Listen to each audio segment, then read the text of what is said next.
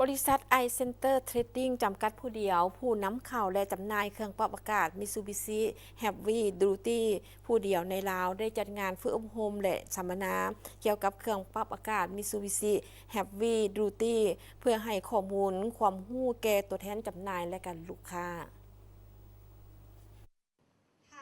การฝึกอบรมและสัมมนาครั้งนี้จัดขึ้นในวันที่24มิถุนายน2025ที่นครหลวงเวียงจันทร์โดยมีท่านวันมีไซดวงพระจันทร์รองหัวหน้ากรมทะเบียนวิสาหกิจกระทรวงอุตสาหกรรมและการค้า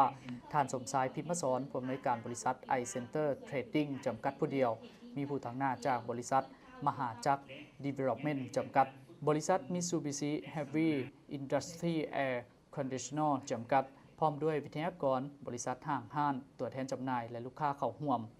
ท่านสมชายพิมพ์สอนผู้อำนวยการบริษัท iCenter Trading จำกัดผู้เดียวได้ให้รู้ว่าจุดประสงค์การฝึกอบรมและสัมมนาในครั้งนี้เพื่อเป็นการแจ้งให้ทราบว่าทางบริษัท iCenter Trading จำกัดผู้เดียวจะเป็นผู้นำเข้าและจัดจำหน่ายเครื่องปรับอากาศ Mitsubishi Heavy Duty เพียงผู้เดียวในสปป.ลาวพร้อมกันนั้นก็จัดให้มีการฝึกอบรมและสัมมนาเกี่ยวกับเครื่องปรับอากาศ Mitsubishi Heavy Duty เพื่อให้ข้อมูลความรู้แก่ผู้เข้าร่วมอย่างลึกซึ้งโดยเฉพาะการนำเสนอผลิตภัณฑ์ใหม่จุดเด่นวิธีการใช้งานและความรู้เบื้องต้นในการซ่อมแปลงบำรุง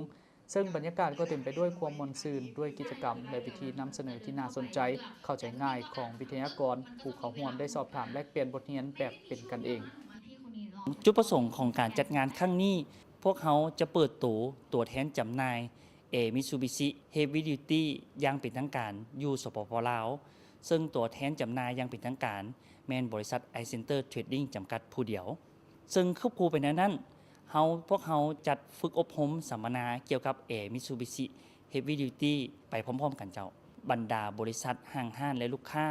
เข้ามางานสัมมนาในครั้งนี้จะเป็นประโยชน์อันยั่งยิ่งให้กับทุกท่านและเป็นอีกทางเลือกหนึ่งในการสมไส้เครื่องปรับอากาศเพราะว่าMitsubishi Heavy Duty เป็น ของญี่ปุ่นเป็นคุณภาพดี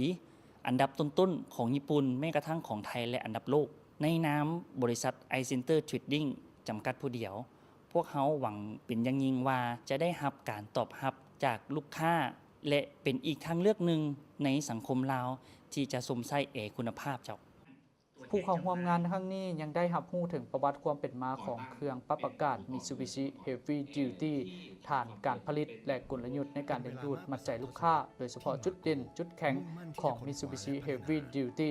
ซึ่งท่านนาราวุฒิผิวงามผู้ช่วยผู้จัดการฝ่ายขายบริษัทมหาจักร Development จำกัดได้ให้รู้ว่าเครื่องปรับอากาศ Mitsubishi Heavy Duty เป็นยี่ห้อเดียวที่ใช้คอยทองแดงห้อยส่วนห้อยทุกรุ่นมีสินค้าที่หลากหลายรับประกัน 5 ปีทุกสิ้นส่วนสินค้ามาตรฐานสากลสามารถตอบโจทย์ลูกค้าทุกการใช้งานซึ่งอยู่เคียงคู่กับลูกค้ามาหลายกว่า 50 ปีแบรนด์ Mitsubishi Heavy Duty ของเราก็คือเป็นแบรนด์ชั้นนำในประเทศไทยนะครับผมแล้วก็ตัวผลิตภัณฑ์ของเราเองเน้นความทนทานนะครับผมแล้วก็มีคอยทองแดงทุกรุ่นนะครับผม 100% เลยแบรนด์ Mitsubishi Heavy Duty ขึ้นชื่อเรื่องความทนทานความสามารถในการทำงานได้อย่างต่อเนื่องยาวนานนะครับแสดงให้เห็นถึงประสิทธิภาพการประหยัดพลังงานของผลิตภัณฑ์และได้รับฉลากประหยัดไฟเบอร์ 5การทำงานของเครื่องปรับอากาศที่เงียบและไม่รบกวนการใช้ชีวิตประจำวันเน้นย้ำถึงความสามารถในการฟอกอากาศและลดปริมาณฝุ่นละอองให้บริการหลังการขายที่ดีเยี่ยมนะครับผมของเราจะรับประกัน5 ปีทุกชิ้นส่วนนะครับผมระบบฟอกอากาศหรือเทคโนโลยีอินเวอร์เตอร์ลูกค้าคนไหนเนี่ยที่สนใจผลิตภัณฑ์ของแบรนด์ Mitsubishi Heavy Duty สามารถติดต่อที่บริษัท iCenter Trading จำกัดเพียงผู้เดียวนะครับผม